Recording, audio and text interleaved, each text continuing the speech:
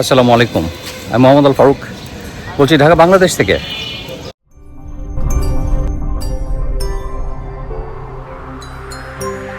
মধুমাস একেবারেই শেষের দিকে, আর এক সপ্তাহ পরে আষাঢ় মাস শুরু হয়ে যাবে। তো এখন আমি লিচু পেয়েছি, কিন্তু লিচু একেবারেই শেষের দিকে।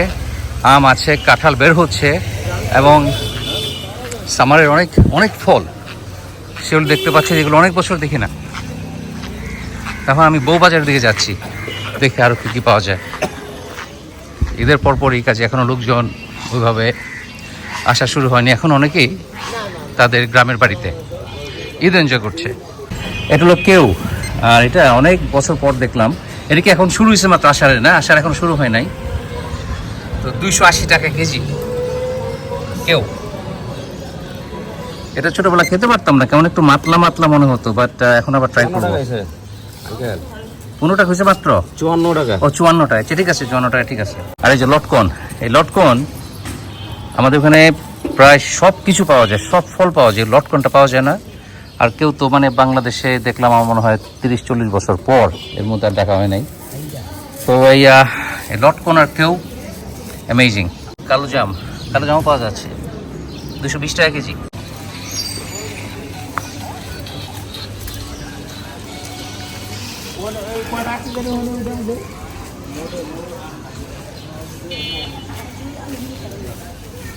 আগে পরে যখনই সকালের সময় বের হয়েছি, এই জায়গাটা একদম ক্রাউডেড থাকে, চারিদিকে বিভিন্ন ধরনের লোকজন তাদের পণ্য নিয়ে বসে, আর অনেক অনেক লোকজন থাকে। এখন সেই তুলনায় একেবারে এমটি, কেউ নেই ধরতে গেলে। আম আমেরিকায় 12 মাসই পাওয়া যায়, কিন্তু সেটা কোয়ালিটি খুবই খারাপ।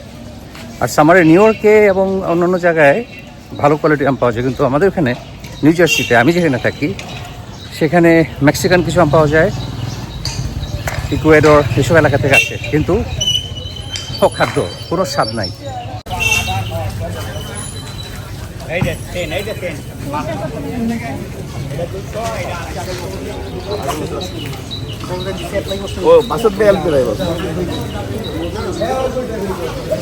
বাসা থেকে বউবাজার মাত্র 5 মিনিট না, আসলে 10 মিনিটের হাঁটা। আর আষাঢ় মাস এখন শুরু হয়নি, কিন্তু বর্ষার সবজি এসে গেছে। বাংলাদেশে আজকাল 12 মাসই সব কিছু পাওয়া যায়, সব কিছুর চাষ হয় 12 মাস।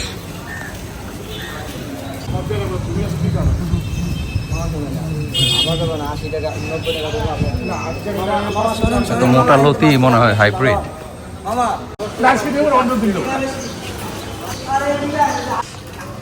তো এটাই বউবাজার, বেশ ফেমাস। এখানে ফ্রেশ অনেক কিছু পাওয়া যায়, আপনাকে দূরে যেতে হবে না। ফ্রেশ মাছ, গরুর মাংস পাওয়া যায়, মুরগি আর সবজি প্রচুর পাওয়া যায়।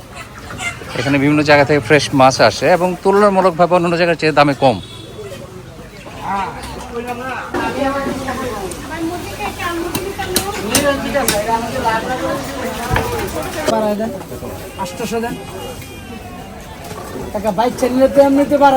ট্যাংরো চাষ হয় আজকাল বাংলাদেশে। আচ্ছা, লোভনীয় সব কই মাছ, কিন্তু চাষের।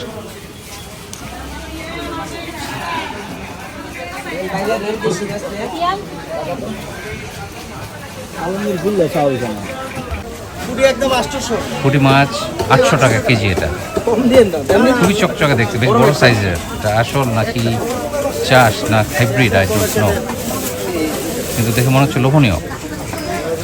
ট্যাংরাটা অনেক মজা আছে, ট্যাংরা কেটে মাসে নাকি পেটে। এখন বাংলাদেশে কোনো বাড়ির বাসা বাড়ির বউ মনে হয় মাছ কাটাকাটি করে না, সব বাজারে কাটাকাটি হয়। আর আধা কেজি ছোট মাছের কাটতে লাগে 50 টাকা। কাজে আমি ওই পুঁটি আর ট্যাংরা নিলাম মোট আধা কেজি, 1 কেজি, দাম হলো 100 টাকা। বাবা ডিম যেন ভিতরে থাকে। হ্যাঁ, ছোট মাছ আমি আসলে রান্না করি কম। এখন এটা কেমন হবে, কীভাবে রান্না করবে, এটা ফিগার আউট করতে হবে আর কি বাসায় যেয়ে। আর মাছ এখানে আসলে আপনি সন্তুষ্ট হবেন, প্রচুর পরিমাণে মাছ পাওয়া যায়, বিভিন্ন ভ্যারাইটি। এখন কোনটা চাষের কোনটা আসল সেটা বলা যাচ্ছে না, কিন্তু আছে। ইউ হ্যাভ অ্যান অপশন, আপনি বিভিন্ন জিনিস কিনতে পারেন। আমি তো নিলাম পুঁটি মাছ আর ট্যাংরা মাছ, ডিম ভরা পেট ভরা ডিম। আর এটা থাকাতে অনেক সহজ হয়ে গেছে, আমার কাটাকুটি করতে হবে না, কাজের অবসরে চা খাওয়া হচ্ছে।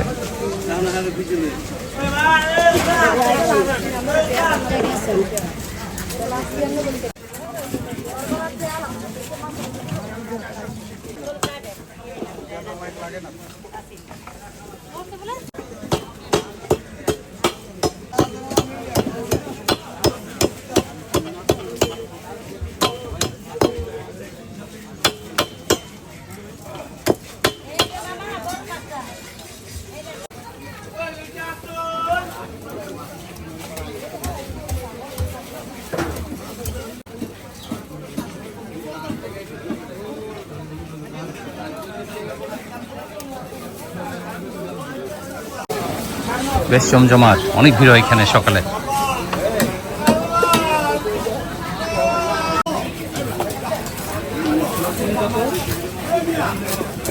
বাজে সকাল 8টা। আপনার আমার ঘাম দেখে বুঝতে পারছেন কেমন গুমোট একটা গরম। শুধু গরম না, একেবারে মানে ভেজে একটা গরম, মনে হয় সোনাতে চলে এসেছি।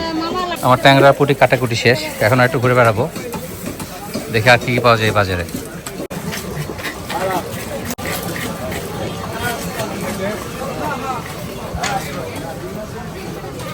আরে বাবা, একেবারে পেট ভরা ডিম, চিংড়ি মাছের। তো এই ডিমওয়ালা চিংড়ি একদম 1500 টাকা কেজি, একটু বেশি মনে হলো।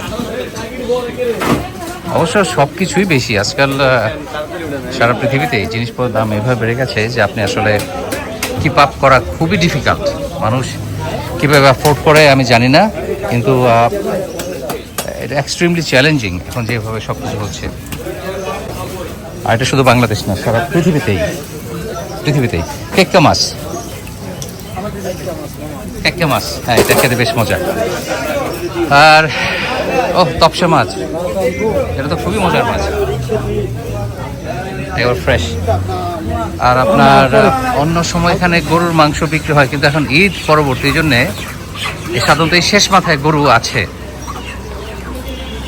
গরু বিক্রি হয় এই জায়গাটাতে। কিন্তু ঈদ পরবর্তী হওয়াতে লোকজন নাই তেমন, কাজেই আমি গরুর মাংস দেখতে পাচ্ছি না। লিচু উঠেছে কত করে কেজি দেখি। বাবা, লিচু কত রে বাবা? একদম 400 টাকা। কোথাকার লিচু? খাইতে মজা হইব, মিষ্টি হইব? খাওয়াই দেবো না, আপনি কইলে বিশ্বাস করুন। কত করে দিলেন? একদম কত? একদম 400 টাকা দিতে চাই। লিচুতে রং দিয়ে লিচু বিক্রি করে, কিন্তু এইটা রং দেয়া না, এটা আমি বুঝতে পারছি, এটা রং দেয়া না। লিচু এমন একটা ফল খুব দ্রুত শেষ হয়ে যায়। আপনি দেখবেন রাস্তাঘাটে লিচু পাওয়া যায় রোজ, হঠাৎ একদিন দেখবেন উধাও হয়ে গেছে, কোথাও কিছু নাই। তো কাজেই যেমন এর আগে একবার আসলাম, এসে দেখি সব জায়গায় রাস্তাঘাটে। কি বাবা, আবার বেশি দিতেছি না? বেশি দেওয়া লাগবো না, খালি তো এই ভদ্রলোক আঙ্কেল খুবই ভালো, সে আমাকে আরো এক্সট্রা দিল যেন কম না পড়ে। গুনে দেয় নাই, বললো যে ওজনেই বোঝা যায় 100টা আছে। যাই হোক, কয়টার কম থাকবে। আর এখন এই লিচুর ব্যাপারে বলি যে ওইটা আপনার, তখন আমি দেখলাম যে হ্যাঁ, এত লিচু। আসসালামু আলাইকুম, কেমন আছেন? কেমন আছেন ভাই? আলহামদুলিল্লাহ। মাশাআল্লাহ, আপনার বটির সাইজটা আছে মাশাআল্লাহ, বিরাট বড় বটি। আলহামদুলিল্লাহ, মাশাআল্লাহ মাশাআল্লাহ। এখন তো ওই লিচু, তখন ভাবলাম যে আরে আছে তো, খাই, কিনবো না, কালকে কিনবো, পরশু কিনবো। ওমা, হঠাৎ একদিন সকালে উঠে দেখি কোথাও নাই, কোথাও নাই, শেষ। এই হলো লিচুর গল্প। আসার সাথে সাথে আমি ওই দিনে লিচু কিনেছিলাম, আর লিচু খেয়েছি মন ভরে। আজকে আবার কিনলাম, আমও খাওয়ার সৌভাগ্য হয়েছে।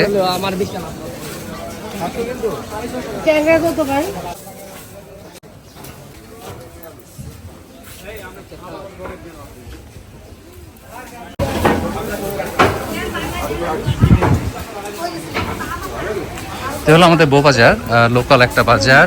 আর শান্তিনগর বাজার আছে বাসার কাছে, বেশি দূরে না।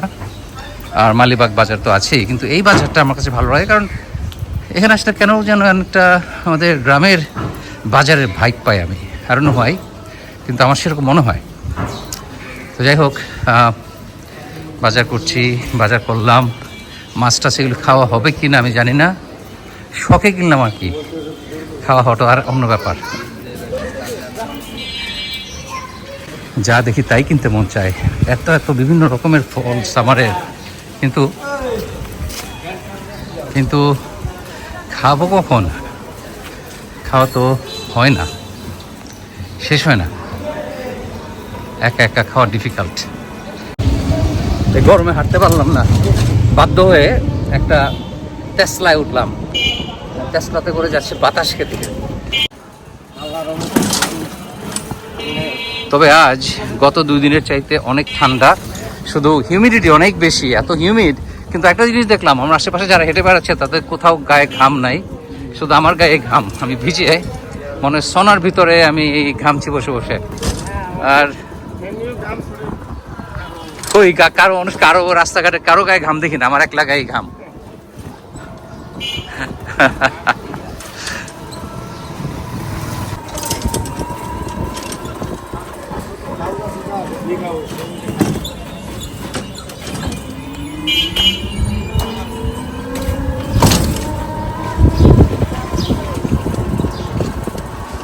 জাম অনেক উঠেছে, কিন্তু আজকে কেনা হবে না, দেখি আজকে বিকেল অথবা কাল কেনা যায় কিনা। এত কিছু খাওয়া যায় না তো, এত কিছু কখন খাবেন? তাল প্রচুর, সব জায়গায় কোনায় কোনায় তাল বিক্রি হচ্ছে।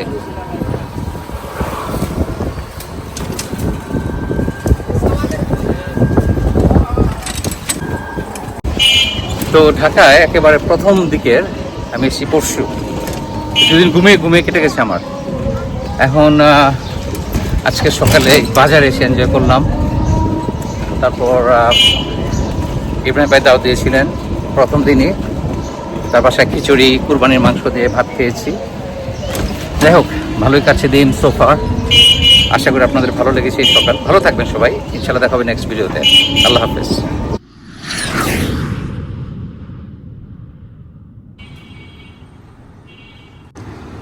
তো এ হলো কেউ ফল, একেবারে মানে নরম হয়ে গেছে। এখন এটা কি খেতে ভালো হবে কিনা আমি জানি না। অনেক বছর খাই না, 40 বছর তো হয়েছেই যে এটা ফল আমি খাই নাই, দেখেও নাই। আর ছোটোবেলা খুব একটা পছন্দ করতাম না, গ্রাম থেকে আসলে খুব একটা পছন্দ করে খেতাম না, কিন্তু এখন কেন যেন খেতে ইচ্ছে করলো। কাটার সাথে সাথেই খুব একটা আঠালো ভাব টের পাচ্ছি।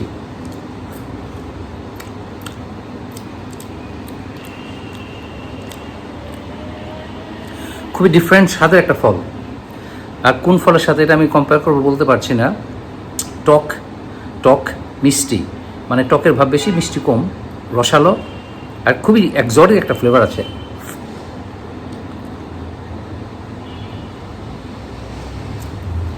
বিচি আছে, একটু নেশা নেশা ভাব আছে এর মধ্যে। আমরা ছোটো বলতাম মোতা মোতা, এটা ভালো বাংলা কি আমি জানি না।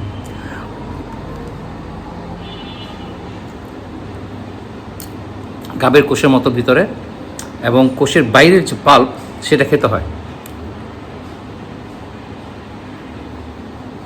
খুবই ডিফারেন্ট একটা ফল, খুবই এক্সোটিক।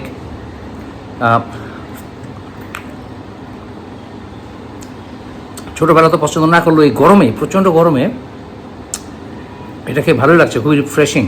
আর আপনি যে দেশেই থাকেন সেই দেশের লোকাল ফল আপনাকে খেতে হবে সুস্থ থাকতে হলে। কারণ আল্লাহ যে দেশে যে ওয়েদার, সেই ওয়েদারের জন্য উপযুক্ত করে মানুষের জন্য খাবার পাঠিয়েছেন, যেটা খেলে আপনি সুস্থ থাকবেন।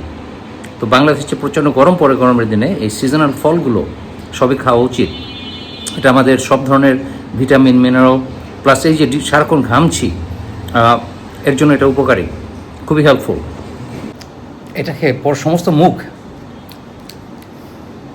কেমন কোন হয়ে গেছে, কুষ্টি কুষ্টি, ঠিক কুষ্টি হচ্ছে না, একটা আঠালো ভাব, কিন্তু স্বাদটা মুখে লেগে থাকার মতো।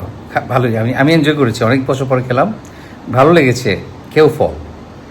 আর ছোটোবেলা স্বাধীনকে এই ধরনের কোনো ফল খেতে দিলে, আমেরিকাতে এরকম কিছু ফল পাওয়া যায় যেটা খেলে মুখে ডট ডট হয়ে যায়, মানে মুখের ভিতরে ছোটো ছোটো দানা দানা মনে হয় যেন ভিতরে ফুলে গেছে। আসলে ওরকম না, এটা ফিল হয়।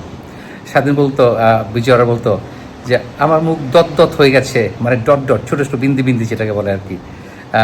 ওটা ওরা খুব একটা এনজয় করতো না। লিচু চাচার প্রশংসা একটু করতে হয়, কারণ আমি তাই বললাম যে চাচা আমার জন্য 100টা হয়, কম না পড়ে। এক একটা লিচুর দাম 400 টাকা, এই 400 টাকা শ। বলে এক একটা লিচু 4 টাকা, কাজে ঠকায়েন না। বলে যে না না না ঠিক আছে, আমি আপনার ঠকাবো না, কোনো চিন্তা নেই, হাতে ধরে বুঝি আমি এখানে 100টা আছে। আমি না ওজন তো বোঝা যায় না, এটা গুনে নিতে হয়। পরে বললাম আমি গুনে দিতেছি। পরে সে যেন হাতে ধরিয়ে দিল, বললাম চাচা আমি এখন বাসায় নিয়ে খাওয়ার আগে একটা একটা করে গুনবো, যে দেখি 100টা লিচু আছে নাকি, দেখি আপনি কতটা সৎ। সে বলে হ্যাঁ হ্যাঁ ঠিক আছে ঠিক আছে। পরে আমি চলে আসার সময় আমাকে থামিয়ে আরও প্রায় 10টার মতো লিচু দিয়ে দিল। আমি বললাম যে আমি এক্সট্রা চাই না, আমার 100টা হলেই হবে। বলে যে না না নিয়ে যান। বাসায় এসে কোনো দেখলাম 102টা আছে। কাজেই তাকে খারাপ বলা যায় না, তবে চেষ্টা করেছে আমার মনে হয়। আজ আমার অ্যাকচুয়ালি গতকাল আমার চিরাং যাওয়ার কথা ছিল মহসিন ভাইয়ের ছেলে ভিক্টরের বিয়ে খেতে। আনফর্চুনেটলি সেটা কারণ আমি ডিসক্লোজ করছি না, ক্যান্সেল হয়ে গেছে। বিয়ে হবে কিন্তু অনুষ্ঠানটা ক্যান্সেল হয়ে গেছে। তো আল্লাহ ভরসা।